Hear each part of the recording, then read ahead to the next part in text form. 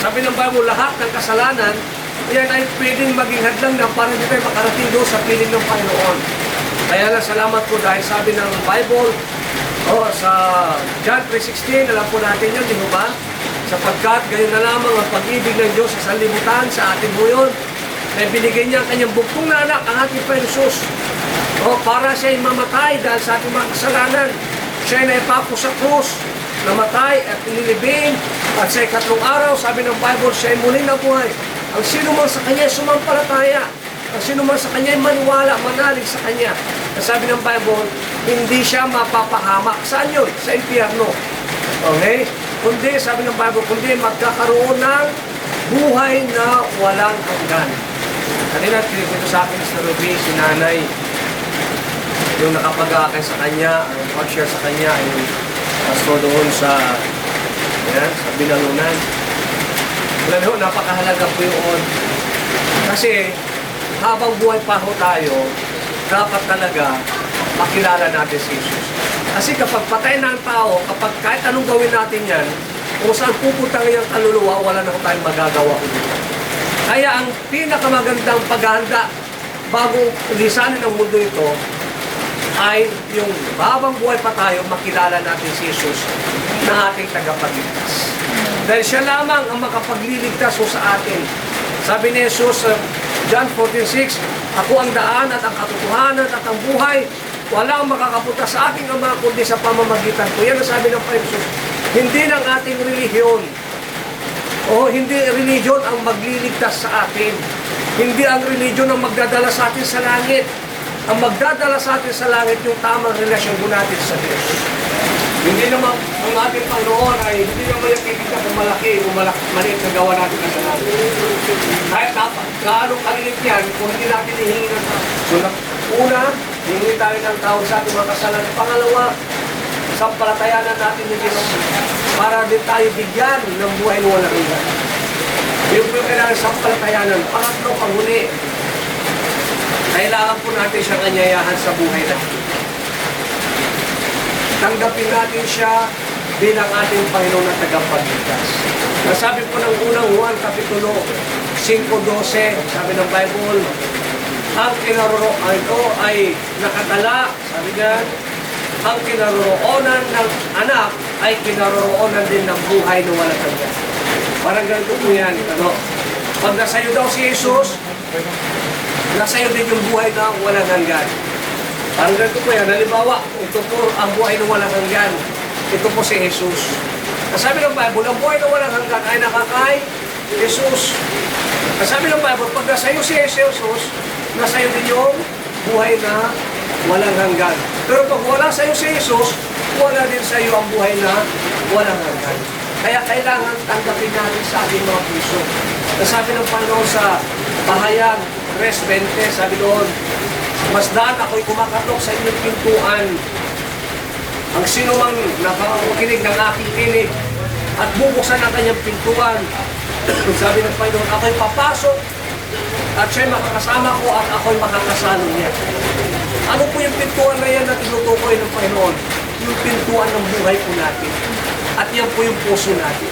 At sabi ng Bible, kung bubuksan natin ang ating puso at aanyayahan si Jesus sa ating puso, siya ay papasok.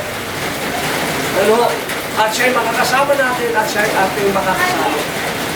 Kaya nga sa gabi po ito, napakahalaga yung desisyon ng bawat isa. Yung desisyon na hihingi ako ng tawad sa aking mga kasalanan sa Panginoon ng iyong destinasyon. Halimbawa, kung aking desisyon ay tanggihan ko si Jesus, sabi ng Bible, dadalhin ako yung desisyon ko na yan sa kapahamakan sa impyerno. Pero kapag ang aking desisyon ay sasampalatayanan ko si Jesus, sabi ng Bible, yung desisyon ko na yan, dadalhin ako sa buhay na walang hanggan. Kaya sa gabi po dito, napakahalaga yung desisyon ng bawat isa sa atin. Hindi tayo magdidesisyon dahil maroon tayong relihiyon, maroon tayong dahil nasama-sama lang tayo. Ang desisyon po na pagtanggap at pananalig kay Kristo, ito po ay personal na desisyon ng bawat isa. Kasi bawat isa po sa atin haharap sa Diyos, isa-isa. Hindi ho yung by family, by kaibigan, magkakapatid, hindi po. Bawat isa sa atin individual, haharap po sa Diyos balang araw. At kailanman, hindi po natin yan maiiwasan. Gaya ng kamatayan, walang tao may kakayahan iwasan ng kamatayan. Darating po yan sa panahon na kumisan hindi natin alam. At ganoon din po yung pagharap natin sa Diyos, bawat isa ho sa atin, haharap din po sa kanila. Kaya nga sana ho, bago dumating yung panahon na yan, abutin man tayo ng 70, ng 80, ng 90, o 100, o mahigit pa, tiyak mamamatay pa rin po tayo. Ano? Pero bago sana tayo isalin ang mundo nito, magkaroon na tayo ng tamang relasyon sa Diyos. Ang tamang paghahanda sa kamatayan ay kapag yung buhay pa yung tao. Dahil sabi ng John 5:13, ang isang dahilan kung bakit ay sulat ang Biblia, sabi ko ng Bible, ang mga bagay na ito ay sinulat ko sa inyo upang malaman ninyo na kayo ay mayroong buhay na walang hanggan sa pamamagitan ng Panginoong Jesucristo natin tagapagligtas. Ibig sabihin nyo pala, habang buhay pala ko tayo, pwede na natin malaman na tayo mayroong buhay na walang hanggan. Habang buhay pa, pwede na natin makiyak. Kailangan lang natin pagsisihan ng ating mga nagawang kasalanan. Kailangan lang natin panaligan ang ginawa ni Cristo sa krus ng Kalbaryo na siya namatay dahil sa ating mga kasalanan na nilibing at muling na buhay. At buksan natin ang ating mga puso, anyayahan si Jesus, tanggapin bilang ating Panginoon at tagapagligtas. Kaya sabi ng Bible, habang buhay ka pa, kailangan mo natin gawin. Dahil kapag tayo patay na, hindi na ho natin magagawa ko yan. Kahit anong klaseng panalangin, special na okasyon, kahit may panalangin yung pumanaw na, wala na kong magagawa ko yun. Kaya napakahalaga, habang buhay pa ho tayo, nagaya ko ni Nanay Maria, nung siya nabubuhay pa, kinilala niya si Kristo bilang kanyang tagapagligtas. Yun po yung nagbibigay sa atin ng kapanatagan. Na kapag ang ating mahal na sa buhay ay pumanaw, na kasama yung Panginoon, alam natin, makikita natin siya balang araw sa piling natin. Kaya napakahalaga ho sa bawat isa sa atin. Ngayong gabi, sabi ko nga, dalawa lang yung desisyon natin piling gawin. Desisyon na tanggihan si Kristo, kapahamakan na naghihintay sa akin. Pero kapag ang desisyon ko ay kilalanin si Kristo at tanggapin bilang tagapagligtas, sabi ng Bible, ako ay pagkakaluban ng Diyos ng buhay na walang hanggan. Ang sino panalangin? Maiksi, simple panalangin po. Marami na, alam ko po na nanalangin po kayo, but this time, gusto ko po kayong i-guide sa isang simple and short prayer. So, ay ariin nyo na sarili yung panalangin. Ang i-guide ko lamang po kayo at itong panalangin nito ay ariin nyo na sarili ninyo galing ito sa puso. At minamahal, sundan niyo po ko sa panalangin na ito. Ito po yung sundan yung panalangin. Pray. Panginoong Yesus, maraming salamat po sa oras na ito. Inikilala ko po, ako po'y nagkasala sa iyong harapan. Ako po ay nagpapakumbaba. Humihingi po ako ng iyong pagpapatawad sa aking mga kasalanan. Nananalig ako sa iyo, Jesus, na ikaw ay namatay dahil sa aking mga kasalanan, na ilibing at muling nabuhay. Binubuksan ko ang aking puso, inaanyayahan kita, Panginoong Jesus, pumasok ka at tinatanggap kita bilang aking Panginoon at tagapagligtas ng aking kaluluwa. Salamat po, Diyos, sa pagpapatawad sa aking mga kasalanan, sa buhay ng walang hanggan na pinagbago ko sa akin. Ito aking dalangin sa pangalan ng Panginoon Jesus. Amen. Alam niyo po, yung panalangin po yan, simple, maiksi. Pero anong sabi ng Panginoon sa John 5:24? Sabi ng Bible, katotohanan, sinasabi ko sa inyo, ang sino mang nakinig sa aking mga salita. Ngayong gabi, kung tayo po'y nakinig, Amen. sabi ng Bible, sino mang nakinig sa aking mga salita, siya'y hindi nahahatulan sa impyerno, pagkos binigyan siya ng buhay na walang hanggan. Amen. Mula sa kamatayan ay nilipat na sa buhay. Anong ibig sabihin po ng Panginoon Jesus sa mga talatang niya? Kapag ang isang tao totoong nanalig kay Kristo bilang kanyang Panginoon tagapagligtas, sabi ng Bible, hindi ka nahahatulan ng Diyos sa impyerno. Kundi ikaw ngayon ay binigyan ng buhay na walang hanggan, at mula sa kamatayan kapahamakan ay nilipat na sa buhay. Nanalig tayo sa kanya bilang ating isang tagapagligtas. At si nanay ho, sabi ng 1 Thessalonians chapter 5 verse 13, may panganak ang kanyang mga anak. Salamat po Diyos sa kanyang buhay, sa kanyang lahat ng kanyang mga pagpapagal, sa lahat ng kanyang mga sakripisyo. Dalangin ko po Ama na patuloy nyo siyang gabayan at comfort po ang kanyang mga mahal sa buhay. Ng kanyang mga kamag-anak, mga kaibigan, mga nagmamahal po sa kanya. Patuloy mo silang alumin, patatagin ang kanilang kalooban, emosyon, at sa kanyang pagdating sa kanyang huling hantungan sa araw ng bukas po, Ama, humihingi po kami na maayos na panahon na po para maging maayos po yung kanyang pagpunta sa libingan. At patuloy mo po, Ama, na patatagin ang karuban ng kanyang mga mahal sa buhay. Dahil naniniwala po kami, Ama, na mamimiss po nila ng labis ang kanilang magulang, ang kanilang nanay.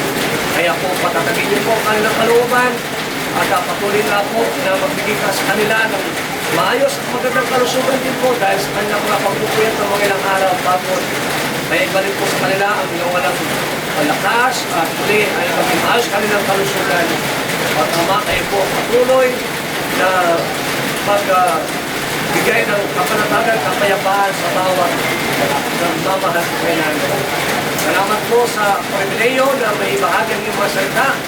Dahil sinabi mo, O Diyos, na hindi babalik ang iyong mga salita na walang kabuluhan. Kaya kayo po ang mangusap, muna sa bawat nakapakinig ng iyong mga salita. Ganawa po, totoo silang nanalig, sumampalataya kay Kristo namin tayo ng tagapagligtas. Salamat po, Diyos, patuloy pong ingatan pa ang lahat ng mga naging karamay, sa lahat pa nagpupunta, gabayan po sila, O Diyos. Lahat ng ito po yung aming dalangin at hinihiling sa pinakamatagis sa pala po na aming Panginoon. Amen. Maraming salamat po and God bless us.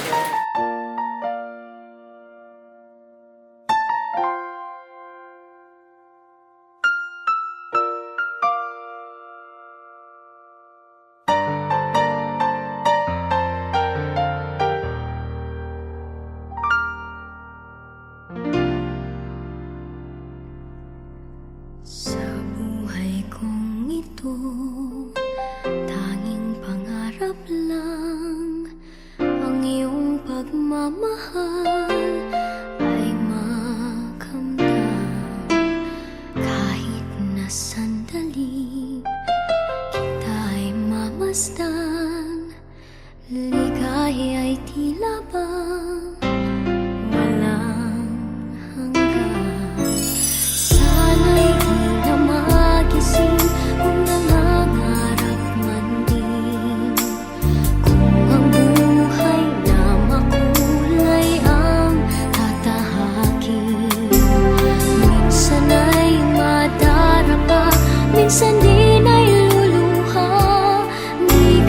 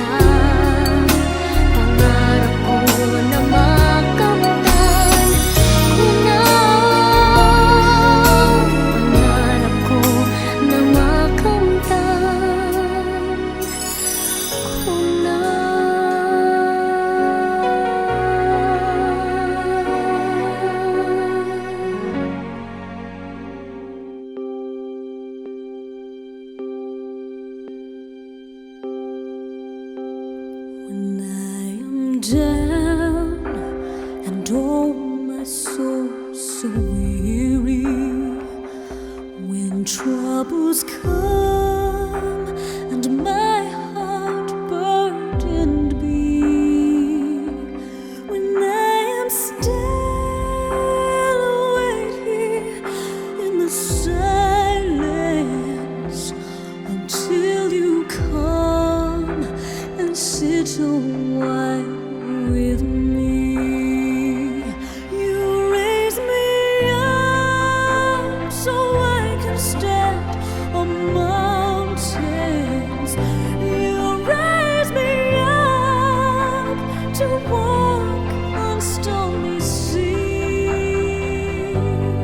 I am strong when I am on your shoulders. You raise me up to more than I can be.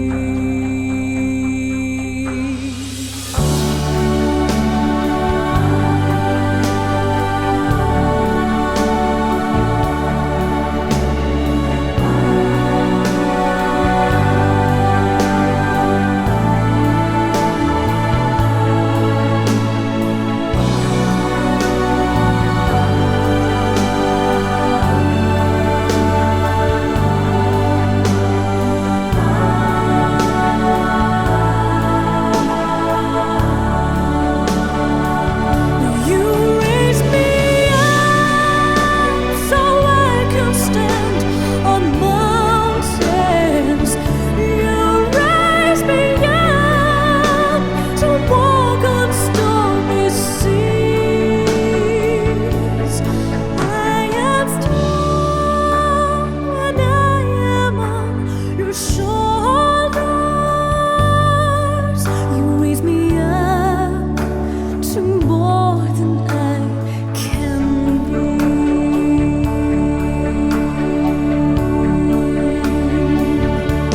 There is no life without its hunger. Each restless heart beats so perfectly. But when you come and I am filled with wonder, sometimes I feel like man's eternity. You raise me up so I can stand on mountains. You raise me up to walk on stormy seas. And I am strong when I am on your shoulders. You raise me up.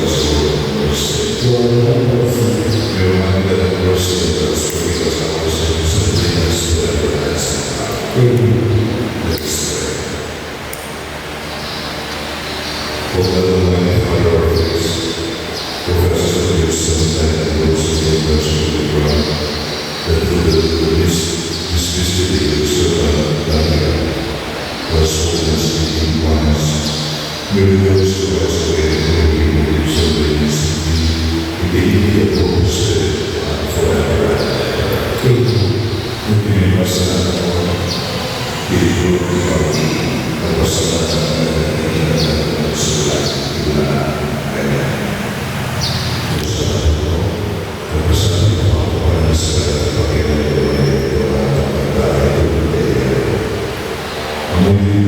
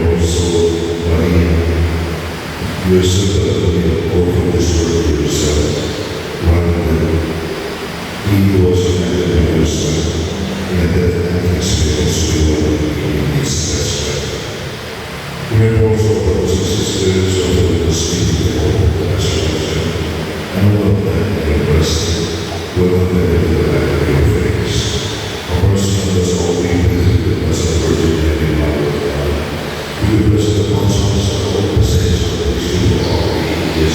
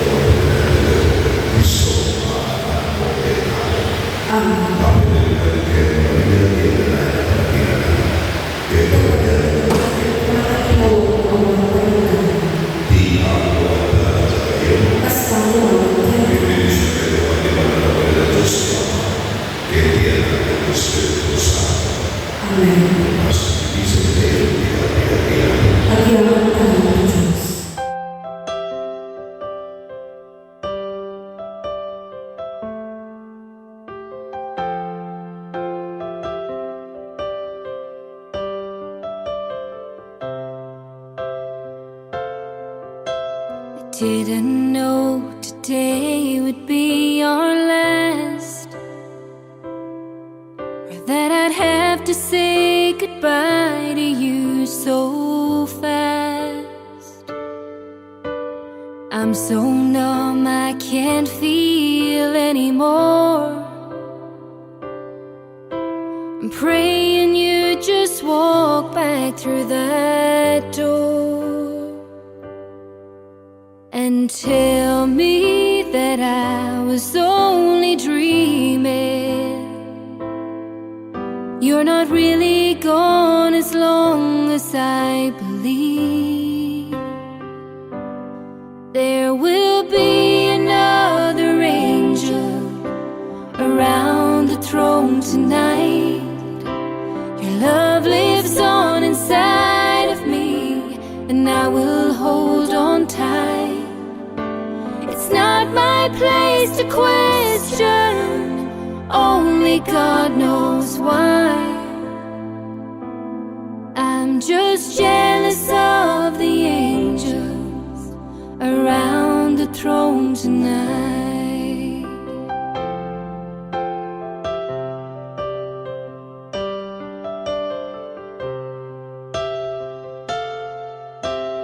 Always made my troubles feel so small, and you were always there to catch me when I'd fall. In a world where heroes come and go, well, God just took the only one I know. So I'll hold you as close as I can, longing for the day when I see your face again. But until then, God must need another angel around the throne tonight. Your love lives on inside of me, and I will hold on tight. It's not my place to question, only God knows why. I'm just jealous of the angels around the throne tonight, singing hallelujah.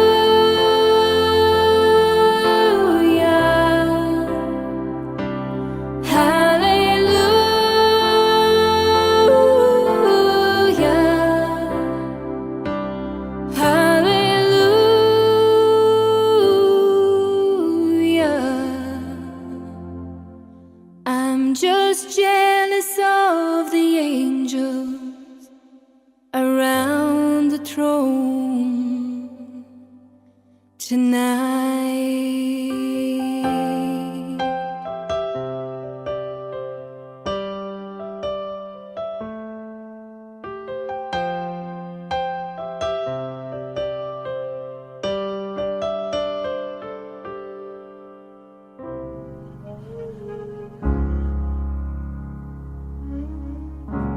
Spend all your time waiting for that second chance, for a break that would make it okay.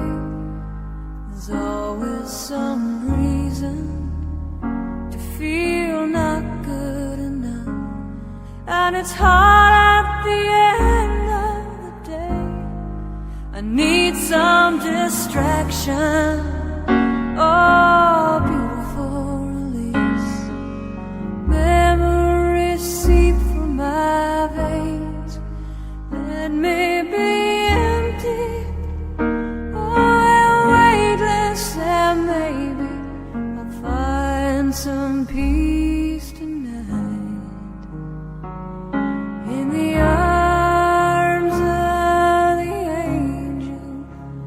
Fly away from here, from this dark, cold hotel room, and the endlessness that you fear. You are pulled from. Maraming salamat po. At actually, etong ginawa niya po, hindi po siya nararanasan sa Manila. But sobrang pasalamat mula sa Alibarabar na family. Alam ko po, hindi ako iiyak. Nagpapasalamat po kaming buong pamilya sa inyo. Sa bawat isa po na lumakad, sumama po sa po. Sige po, gusto ko lang po talagang magpasalamat na matindi kasi sobra ko po na-appreciate yung kahit na pinagpapawisan tayo, naglalakad, nakikita ko po yung pagmamahal na binibigay niyo po sa lola namin, na mahal rin po namin. So bago lahat, sige po, let's pray po. Pagsasamang ito, Lord God, na patuloy niyo kaming sinasamahan, Panginoon. Lord God, we pray, Panginoon, kung saan man yung lola namin, alam ko, she's with you na, Lord God. Ang mahalaga naman sa amin, Panginoon, nakasama mo siya, Lord God, sa langit, Panginoon. That's what matters to us, Lord God. Lord God, alam ko kami po, nalulungkot kami, nasasaktan sa mga nangyari, Lord God. But Lord God, nung malaman pa namin, Panginoon, na sinasamahan mo siya, it's already okay with us, Panginoon. Kasi Lord God, dyan, hindi na masakit. Diyan, alam namin, Panginoon, hindi na po siya nasasaktan dyan, hindi na po siya nahihirapan dyan, Lord God. And here, kahit na naiiyak kami, Panginoon, but still, we're with joy, Panginoon. May peace kami, Panginoon.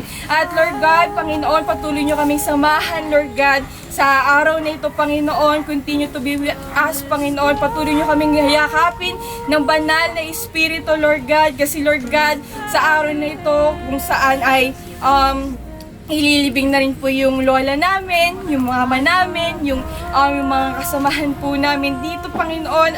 Sabay-sabay po kami dito, Panginoon, na mag-witness, Lord God, na paglibing ng aming lola. Lord God, continue to be with us, have your way in us. This is our prayer. In Jesus' name we pray. Amen. Amen. Some comfort here. You're in the arms of the angel. You find some comfort here.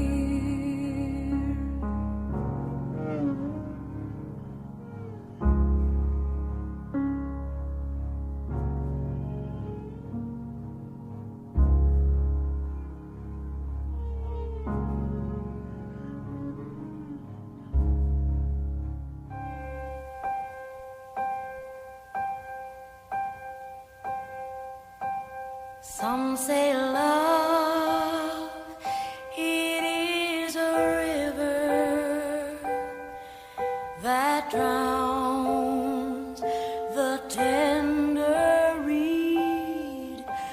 Some say love, it is a razor that leaves your soul to bleed.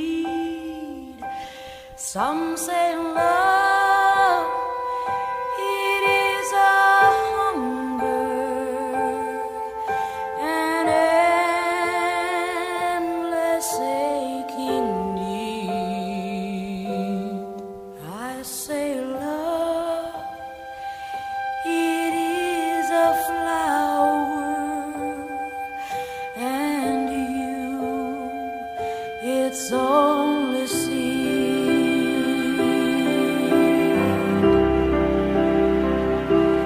It's the heart afraid of breaking that never learns to dance. It's the dream afraid of waking that never takes the chance. It's the one who won't be taken, who cannot seem to give, and the soul afraid of dying that never